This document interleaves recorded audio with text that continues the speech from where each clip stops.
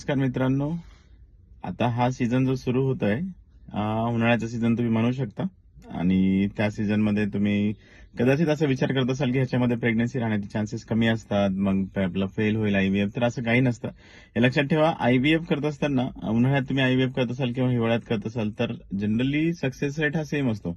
मागच्या 10 वर्षापासून आम्ही जे आयव्हीएफ करत आलोय, तर उन्हाळ्यात आणि हिवाळ्यामध्ये सक्सेस रेटमध्ये काही फरक नाही पडला. पण मनातला भावना पेशंटच्या ज्या असतात की नाही आता आपलं होणार नाही, उन्हाळा आहे, होणार नाही, ह्या गोष्टीमुळे नक्कीच निगेटिव्ह हार्मोन सिक्रेट होत असतात. त्यामुळे तसा विचार न करता आयव्हीएफचा विचार करत असाल तर तुम्ही आयव्हीएफ करू शकता. बऱ्याच वेळेस काय होतं की खेड्यातल्या पेशंटला शेतातले कामं कमी असल्यामुळे या महिन्यांमध्ये 3 महिन्यामध्ये बऱ्यापैकी वेळ भेटत असतो आणि त्याच्यानंतर जर ट्रीटमेंट करायची असेल तर त्यांना त्यांच्या शेतातली कामे सोडून ट्रीटमेंटसाठी यावं लागतं. तर बऱ्याच वेळेस त्यांना तो जो पिरियड असतो तो अनुकूल नसतो.